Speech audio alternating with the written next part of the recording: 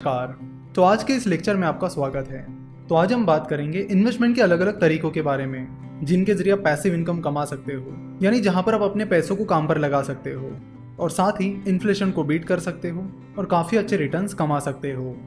अगर एफडी यानी fix deposit की बात की जाए तो फिक्स डिपॉजिट फिलहाल 7% के करीब इंटरेस्ट दे रहा है और ये रिटर्न टैक्सेबल है। पिछले 10 सालों का इन्फ्लेशन ऑन एन एवरेज 5% के करीब रहा है। तो इसका मतलब है कि आपके पैसों की वैल्यू मेंटेन करने के लिए आपको कम से कम 5% के ऊपर का आफ्टर टैक्स रिटर्न कमाना होगा। जनरली सेविंग अकाउंट का रिटर्न 5% से कम होता है। सो अगर आप अपना पैसा सेविंग अकाउंट में पड़ने रहने देते हो तो वो अच्छी चीज़ नहीं है। जहाँ तक एफडी की बात की जाए तो वो एक अट्रैक्टिव इन्वेस्टमेंट नहीं है। कई बार एफडी के आफ्टर टैक्स रिटर्न 5-6% के करीब आ जाते हैं, जो कि कोई खास रिटर्न नहीं होता। अगर आप फिक्स रिटर्न के लिए देख रहे हो तो आप एफडी की बजाय गवर्नमेंट बॉन्ड्स की तरफ ध्यान दे सकते हो। कई सारे गवर्नमेंट बॉन्ड में आपको एफडी से ज़्यादा रिटर्न मिलता है और टैक्स बेनिफिट भी मिल सकता है। अब ये टैक्स बेनिफिट कितना होगा ये उस बॉन्ड के टाइप पर डिपेंड करता है। अगर गवर्नमेंट बॉन्ड की बात की जाए तो ये सबसे सेफ इन्वेस्टमेंट है, इवन एफडी से भी, क्योंकि गवर्नमेंट बॉन्ड के साथ गवर्नमेंट की गारंटी आपको मिलती है।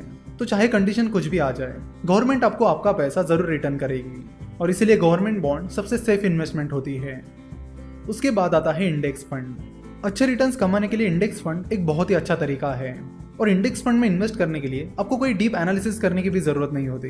अगर आपके पास मार्केट का बेसिक नॉलेज है और आप मानते हो कि इंडियन इकोनॉमी आगे बढ़ेगी ही बढ़ेगी और इंडिया की ग्रोथ स्टोरी पर आप भरोसा रखते हो, तो आप इंडेक्स फंड में इन्वेस्ट कर सकते हो। अगर पिछले 10 साल की बात की जाए तो सेंसेक्स ने पिछले 10 सालों में 16% कंपाउंडेड सालाना रिटर्न दिया है, जो कि एक बहुत ही अच्छा रिटर्न है और उतना रिटर्न तो कई सारे एक्टिव म्यूचुअल फंड्स भी नहीं दे पाए हैं। जब आप किसी इंडेक्स फंड में इन्वेस्ट करते हो, जैसे कि सेंसेक्स इंडेक्स फंड में या निफ्टी इंडेक्स फंड में, तो आपका पैसा उस इंडेक्स में जो कंपनीज हैं उनमें उनके वेटेज के अनुसार इन्वेस्ट किया जाता है। तो अगर आपने सेंसेक्स इंडेक्स फंड में इन्वेस्ट किया है तो आपको उतना रिटर्न मिलेगा जितना सेंसेक्स ने रिटर्न दिया है। कभी कभी थोड़ा बहुत ट्रैकिंग एरर आ जाता है। अगर आपको इंडिया की ग्रोथ स्टोरी पर भरोसा है और आप ये सोचते हो कि अगले 5-10 साल में इंडियन इकोनॉमी बहुत ही अलग लेवल पर रहेगी और अच्छी खासी स्पीड से बढ़ेगी, तो आप इंडेक्स फंड में इन्वेस्ट कर सकते हो। आप SIP that is systematic investment plan के जरिए छोटी छोटी अमाउंट्स हर महीने इंडेक्स फंड में इन्वेस्ट कर सकते हो। उसके बाद आता है म्यूचुअल फंड। इंडिया में इक्विटी म्यूचुअल फंड्स काफी पॉपुलर है। बहुत सारे लोग एक्टिव इक्विटी म्यूचुअल फंड में इन्वेस्ट करते हैं। म्यूचुअल फंड में एक फंड मैनेजर आपका पैसा मैनेज करता है। एक्टिव इक्विटी म्यूचुअल फंड में इन्वेस्ट करने के लिए आपको अच्छा खासा एनालिसिस करना होगा। आपको एनालिसिस करना होगा उस म्यूचुअल फंड मैनेजर का जो आपका पैसा मैनेज कर रहा है। अगर आपको इस म्यूचुअल फंड मैनेजर के स्किल सेट पर भरोसा है और उस फंड मैनेजर का ट्रैक रिकॉर्ड अच्छा रहा है, तो आप उस म्यूचुअल फंड में इन्वेस्ट करने के बारे में सोच सकते हो। कई बार active equity mutual funds index fund के रिटर्न को बीट कर पाते हैं तो कई बार नहीं कर पाते हैं। एक्टिव इक्विटी म्यूचुअल फंड और इंडेक्स फंड में मेन डिफरेंस ये है कि एक्टिव इक्विटी म्यूचुअल फंड का एक्सपेंस रेशियो ज्यादा होता है, यानी एक्टिव म्यूचुअल फंड में आपका फंड मैनेज करने के बदले में आपसे जो फीस ली जाती है वो ज्यादा होती है। वही इंडेक्स फंड में एक्सपेंस रेशियो बहुत ही कम होता है, निग्लिजिबल होता है। जाने माने इन्वेस्टर मिस्टर वॉरेन बफेट कहते हैं कि कई बार mutual fund managers index funds को बीट नहीं कर पाते हैं और तब भी उनकी मैनेजमेंट फी ज्यादा होती है। सो बेहतर है कि आप इंडेक्स फंड में इन्वेस्ट करिए जहां पे मैनेजमेंट फी बहुत ही कम है। उसके बाद हम बात करेंगे हेज फंड की।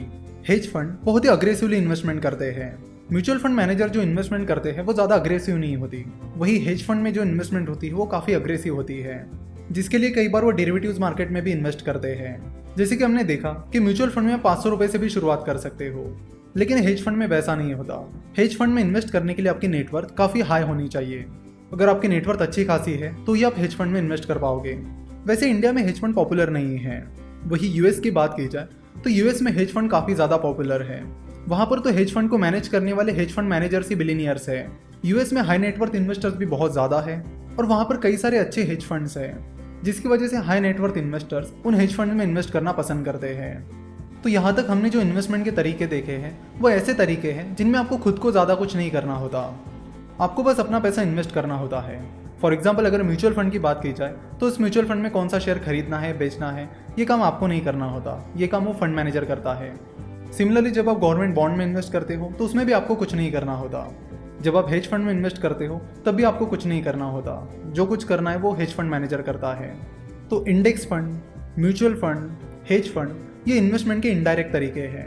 अगर डायरेक्ट तरीकों की बात की जाए तो उसमें स्टार्टअप इन्वेस्टमेंट और स्टॉक मार्केट इन्वेस्टमेंट आती है और यहाँ से आगे हमारा पूरा कोर्स इसी के बारे में है। तो अगले लेक्चर से हम स्टॉक मार्केट इन्वेस्टमेंट के बारे में बात करेंगे और उसे बहुत ही बेसिक से समझेंगे। ताकि आपको स्टॉक मार्केट का और कैपिटल मार्केट का पूरा कॉन्सेप्ट समझ में आ जाए। आशा करता हूँ कि आपको ये लेक्चर पसंद